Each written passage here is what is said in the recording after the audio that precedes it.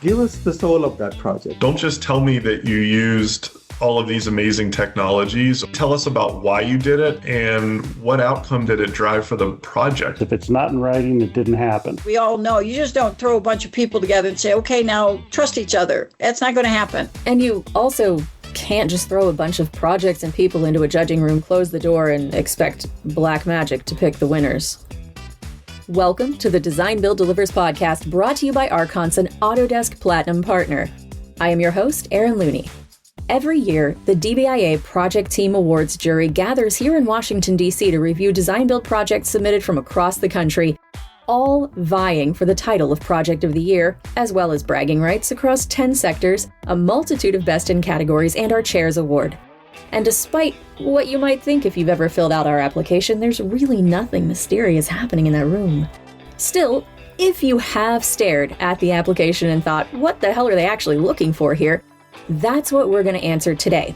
Or if you've never submitted because maybe it seems like a lot, or you weren't sure how to cast the right spell in our jury, or you're simply just new to the process, our guests will uncover those secrets.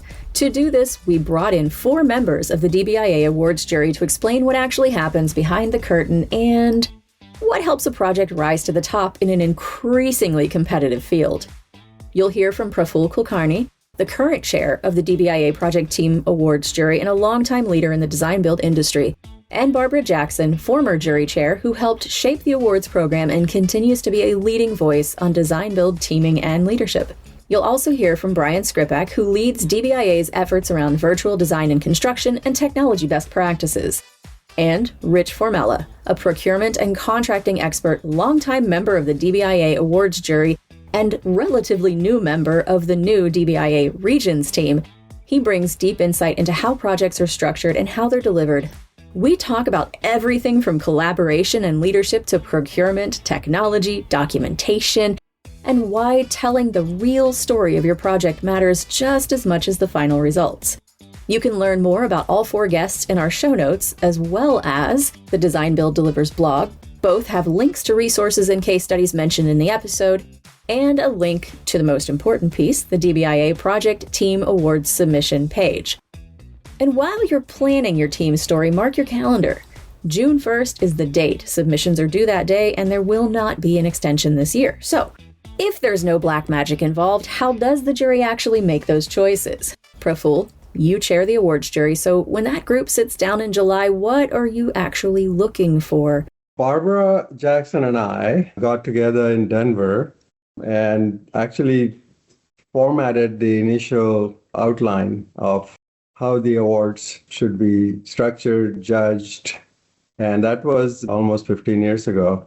You know, it's been a process. We are at a very good place. Over the years, the rub against design build has been that, okay, you can finish the projects on time and within budget the way it is formulated, but can you actually provide excellence all around? That includes excellence in design, excellence in the overall delivery, and can these be kind of world-class projects? And I think we made a lot of progress in that as we have gone through this process. Every year, the submission quality improves, and projects are worthy of the honors that they receive. Speaking of Barbara, you were here, like Praful said, from the beginning, and you were the chair before Praful was. So we all know these types of programs evolve because they have to. What today are jurors more attuned to than they might have been 5 or 10 years ago? One of the biggest impacts was when the best practices got published, that made a big difference because that sort of set a standard or a minimum standard by which we would evaluate. And so I think the thing that has really shifted is what the jury is now seeking. They're seeking evidence of the best practices. And so the jurors are now really keyed in on not just, I did the best practice, it's what difference did it make? How did it play out? Did it improve things? I think that is now what they're truly keyed in on.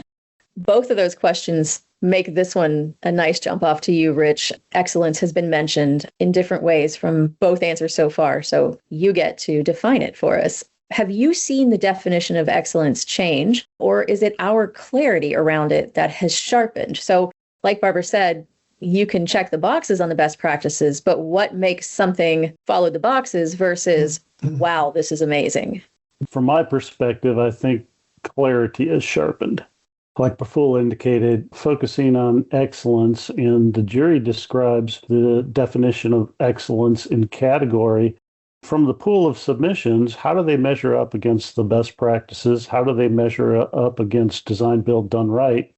And which one rises to the top? So we get an excellent in category from that. But the design excellence definition and metric, in my opinion, has been the one that has been much more clearly defined over the years. And we now have specific questions that focus the submission responses on how DBIA teaches what design excellence means. And those focused responses help the jury significantly when they're evaluating the results and scoring. Pop quiz, Brian. I'm going to see if you have anything to add to the excellence question, just to introduce you to the conversation. Otherwise, we're going to be waiting for you for a little while. I think it goes back to excellence gets defined and it evolves, just like Rich said. But I think going back to where Barbara mentioned, we define best practices. So from my corner of the world, we talk about how we're leveraging BIM, VDC, and technology. That's another aspect of design build that we've worked to evolve by defining a series of best practices over the last couple of years. We've been able to expand the submission process to include and highlight companies and projects and teams that are really taking advantage of those. So now, while we have those best practices, we can check the list. As Barbara said, now we're expanding upon it. Who's excelling at doing that? So that's just another outlet that we have in our criteria to really look at and see how people are working. Let's turn to you again, Rich. The optional sections that exist, they touch on some of our specialty awards like VDC, like Trailblazer. All of those things I will put in the show notes to describe for people who want to know more about them. They're set up so that you have to really apply specifically to those. Why do you think it's important, or is it, that those areas require that kind of focused, purposeful response rather than just finding their way into the other generic questions? In a nutshell, because it helps the jury with evaluating and coming up with the right answers. The nuances of these specialty awards are much more difficult when they're spread out throughout the submission, and it makes it more difficult to properly evaluate it without having a targeted response. So in my realm of work, just like when you propose on a project, you want to really help the evaluators find the complete answers that you're submitting so that they can properly evaluate an apple to an apple. And that's why these targeted responses are so critical. Let's move from application and process to submit to what it looks like on the other side when you're judging the projects. This one is for all of you. We'll start with you, Brian. When you are reviewing submissions, what makes you just lean forward in your chair and go, yep? I think kind of the big aha moments are when people show an inclusive approach to how they leverage technology. I think that's a big thing. You really see when something becomes an approach and a process that was implemented that's outside of the box. It's not just your standard deliverables. I think that's exciting for us to see, and that comes up more and more on our submissions that we review. For me, it's seeing that the submitter has taken the time and put in the effort to answer all of the questions, even if they're afforded the opportunity not to. And that the answers to those questions focus on project-specific examples relative to the design, build, done right mindset. One of the thoughts that I had was about how do we kind of look at submissions and the patterns that kind of come out of what we see. If a submission is excelling in a particular area, let's say teaming, typically it's pretty good in the other areas as well. So I think people tend to kind of give it a good, solid effort to go across the different categories, the teaming, the process, the design excellence. And then it becomes kind of a tight race as we move through the process and what surfaces to the jury in terms of what's best. So that's the kind of pattern I notice. It's not just one thing that's going to stand out in terms of the three different areas and the others are not they're mediocre. that doesn't typically happen. I think the quality stays across the board. And Barbara, we're coming to you last because we're going to stay with you for a few minutes. So what do you think makes you sit forward? I get the best picture of what actually happened in the process of design, build, done right, and the teaming effort and all of that, and the solution finding when there's a challenge. We ask a question about what was your biggest challenge, right? So how they respond to that, I'm always looking for intentionality. Like they intentionally engaged in such a way that they took it on collectively. It wasn't just somebody came up with an answer that just ran with it. They literally had to discover a way to go forward, maintain all the standards and best practices that we want to see. And they tapped into, when I see them tap into all the different people on the team, and they brought the plumber in and the plumber did this and the HVAC guys could do this. That helped the architect with this piece and that piece. So I'm looking for that intentionality around it and agility. They realized the whole point of the design build teaming effort is I've got these resources and I'm going to tap into them. That's actually my favorite part of the submission that I like to look at. And I go there and I say, how did they do that? And if it's this one-line thing and they don't sort of tell the story and describe the nuances, I want to see the good, the bad, and the ugly. That has me lean forward. And this team knows the design, build, done right dance. And they danced, they solved this thing, they got to the other side. And it's like they came together to make that happen. Those are the ones that have me lean forward. This next question to you also, Barbara, builds a little bit on what you were just saying. One of the philosophies that runs through our application is this one team, one goal. And what you were just describing does speak to that. But what are some examples of things that could convince you? Now, I'm not putting any kind of words in any submitter's mouths. We're not saying this is going to win again. So don't make up stories just to appease us. When you see something like that, what does it look like? This is what I look for. Teaming at its best and design, build, done right is teaming as learning. In other words, there's a quality of what I call confident humility. They all know their stuff. They've got technical skills. They know they're part of the work. They know what they're accountable for. But then they also have enough humility to learn from one another. Teaming at its best is that. And then it's kind of like almost a willingness to take a risk every now and again together so that they can learn faster. It's learning in the moment versus waiting to get to the end of the project and then say, well, next time we should correct this. They're actually correcting it as they go.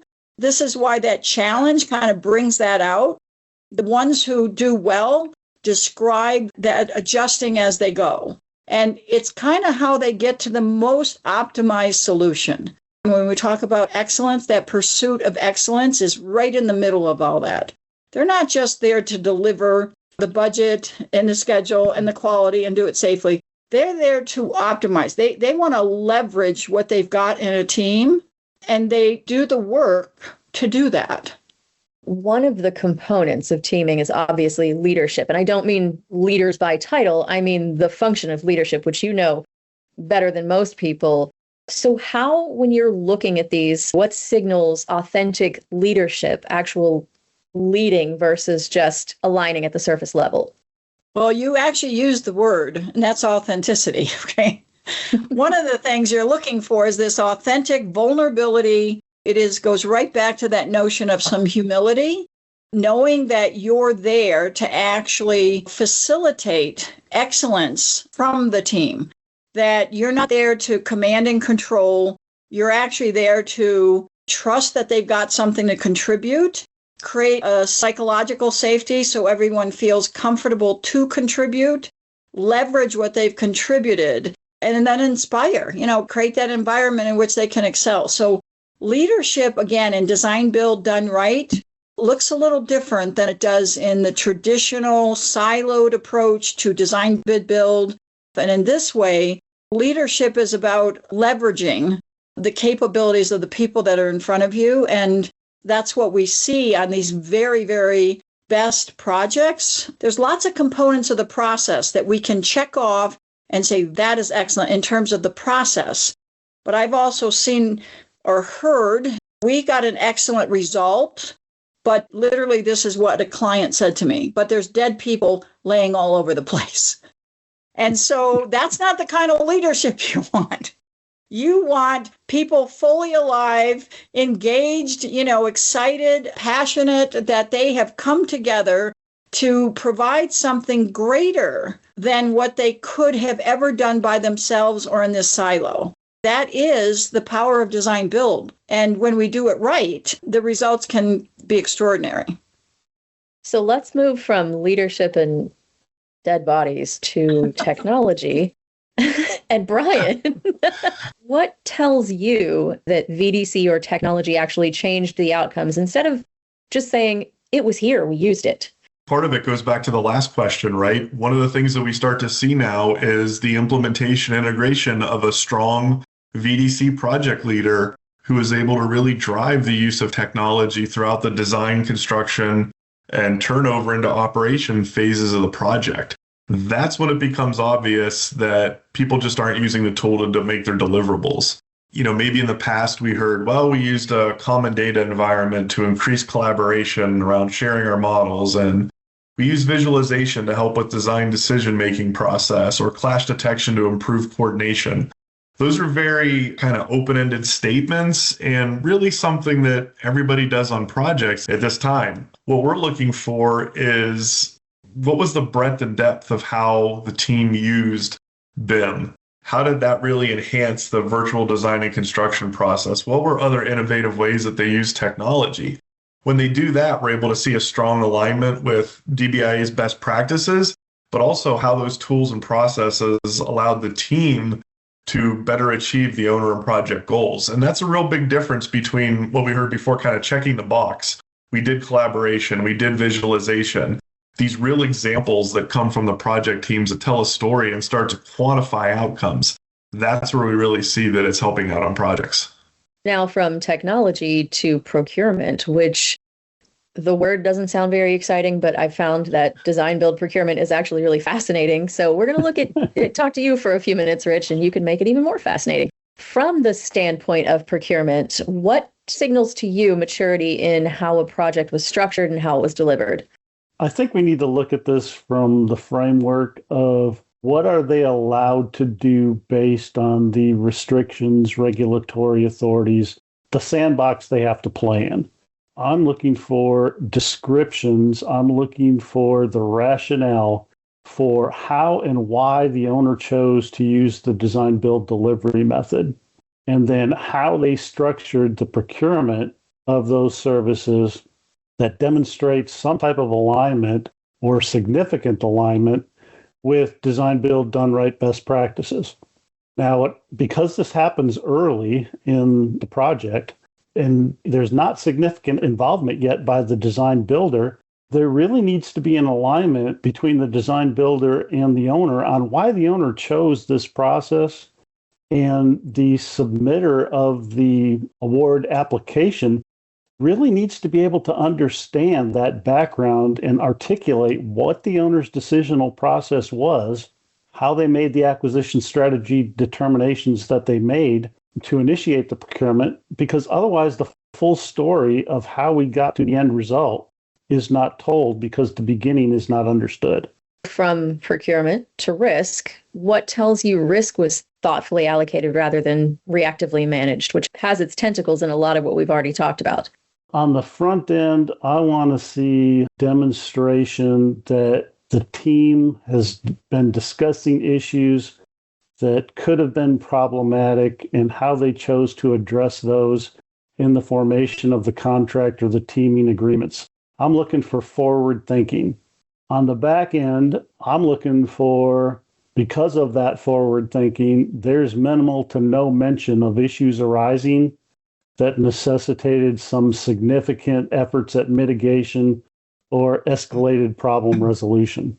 Okay, that sounds straightforward, but I think in the midst of things, I could see where that could go very, very wrong if they don't plan well enough in advance. We're going to close out this section now with Proful bringing it kind of together. What are some patterns you see in projects that ultimately rise to the top and take home awards?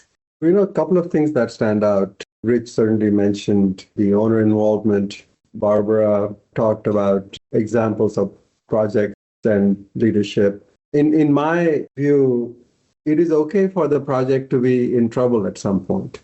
But if you can point out how the project recovered from it and actually provided the final result that was a success, that matters.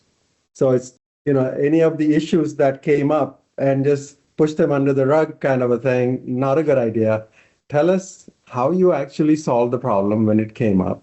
And that kind of illustrates how these different areas, number one, expertise, leadership, and the different roles that the owner, builder, and designer team plays.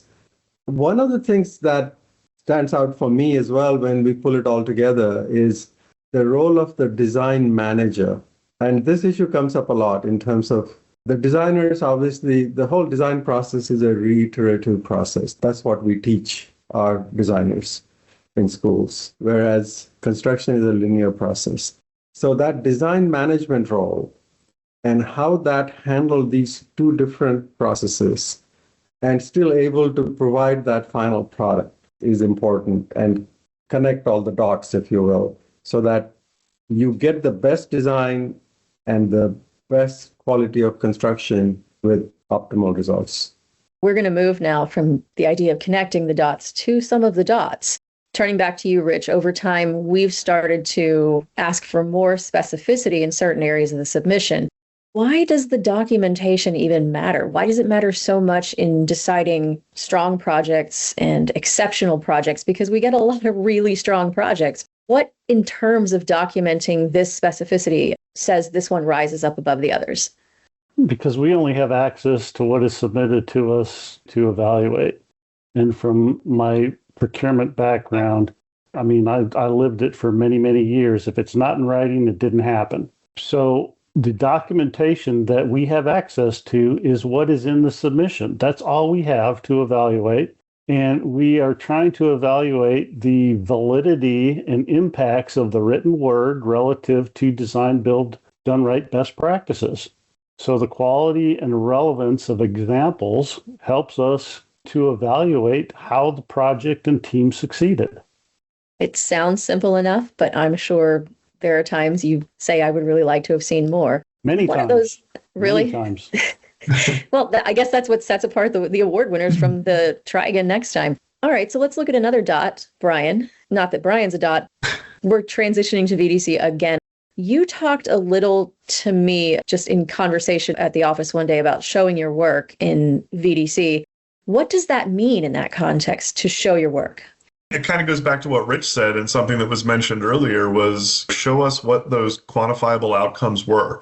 Don't just tell me that you used all of these amazing technologies or you applied 10 BIM use cases on the project, but really tell us about why you did it. How did that align with an owner's project goal? And what outcome did it drive for the project? What value was there at the end of the day? I think those are the opportunities that give us the chance to really look at how we compare one project to the other when we're choosing, who really rises to the top. Another thing that we've talked about, of course, is the inherent nature of VDC being part of design build throughout the entire thing. So why is it then important when submitting to clearly connect BIM uses, clearly connect these outcomes you were talking about and the tools that are being used to the goals, to the budget, to the schedule, or the quality outcomes? From a differentiation standpoint that we're trying to get to is it's moving beyond those anecdotal conversations, right? It improved coordination, it improved quality. Anybody can say that, but what did you really do? And I think that's a big aspect of some of the modifications and the tweaks, right? This is always about continuous improvement. Praful talked about the evolution of this awards program from the first time he and Barb sat down.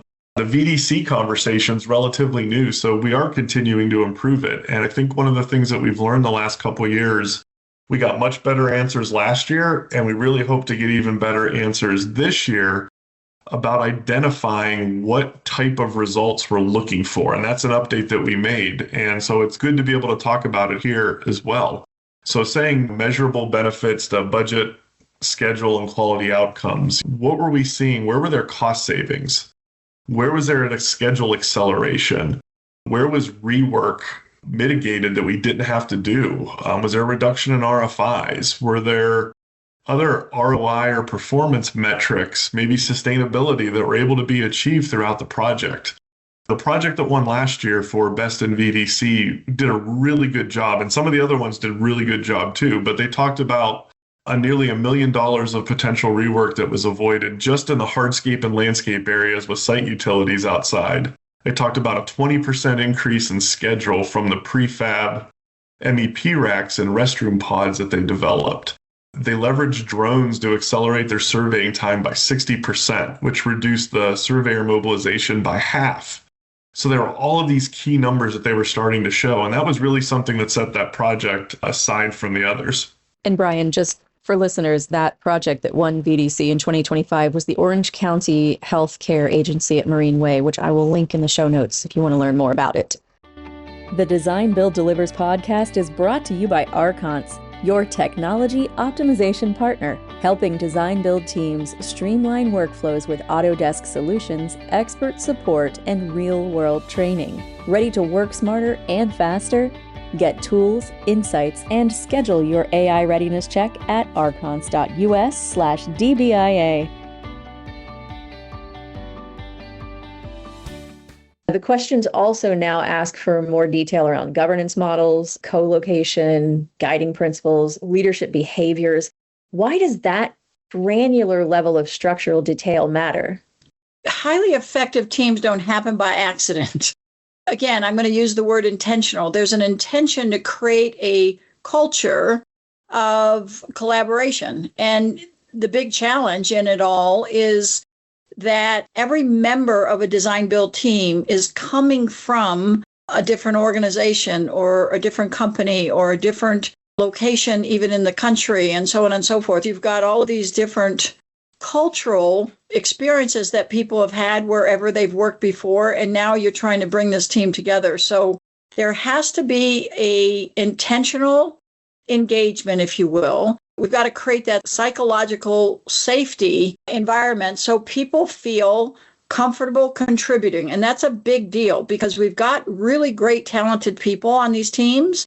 But if they're too afraid to speak up, or they're concerned that nobody's going to listen to them, or, they'll just shut down my ideas like they always do, kind of thing. So that leadership component is critical. But the leadership has to happen all across the entire team. So we want to hear the details of how they created greater transparency, how they intentionally built trust.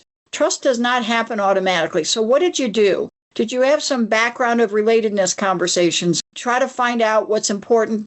What's a win look like for you? Those sorts of things where you start to understand your team members as people first, and then you access what they have to contribute, their technical skills, their mastery in whatever it is. And now you've created an environment in which they can engage. And that's the whole point. And so the detail we're looking for, quite frankly, in the structure of the team and the governance and the co-location and all those things, the detail of teaming is what have you done to create an environment of trust and contribution? I mean, we all know you just don't throw a bunch of people together and say, okay, now trust each other. That's not going to happen. It does not happen by accident. Let's take all of this now and turn to you, Praful, and ask, it's a yes or no question, but I want you to tell me more than yes or no. Have you seen strong projects? Otherwise, very nice, very well done. Have you seen those undercut themselves because they just didn't clearly connect all of these dots?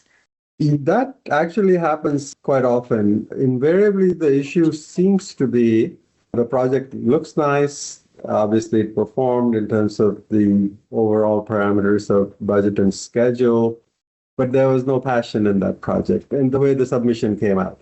So what happens is, the project team itself obviously is led by a project executive or a project director, project manager. And sometimes when these submissions occur, they go to the marketing group and they may not have the same understanding or the passion that occurred in that project. And if they cannot truly translate what happened in that project in the way they submitted what we need, there's a gap, right? The project may look good and, as I said, meet all the parameters, but if all these things that the four of us are talking about in terms of give us the soul of that project. How did it happen? How did problems get solved? How did we actually connect the dots and make it better? There are projects that are delivered by different methodologies, be it design, bid, build, or construction management at risk. And those projects, we understand the issues there. But design build is a whole different way of doing it in a much more integrated, collaborative, cohesive manner, where the owner, the designer, the builder, we all come together and actually deliver the project to create maximum value.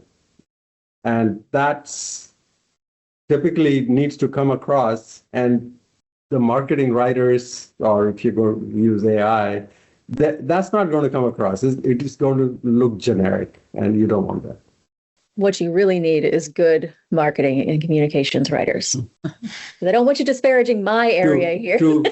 to kind of get the sense of what was that about? What was that project about? I mean, technical people are not necessarily the best writers. So that's where connecting the dots again comes into play, is that how did we get that idea across rather than just meeting the basic requirements? So, Rich, let's talk to you, and actually to you as well, Praful, right now about the owner side of things. Why, Rich, is owner preparedness such a differentiator in design build success? Because owners start the process and they're the ones that set the stage. Without the owner having the need, a project would not occur. So the owners have got to understand the design build process and have or put in place the organizational culture and staff mindset to properly manage the entire process. I mean, however you look at it, because the owner starts it, how an owner acts impacts how the design builder is going to react. Building on that, Praful, can you tell when an owner was fully ready versus still learning, or when they're not ready at all?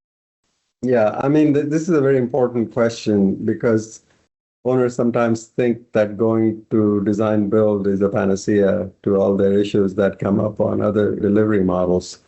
And that is not the case. If the owner is not fully understanding how involved design build processes are, you can't just hire a design build team and say, hey, go do it. The owner has to have active participation. And we at DBIA have now identified specialists, the owner advisors, if you will, who can determine and advise the owner of what the process is and when they need to interact and how.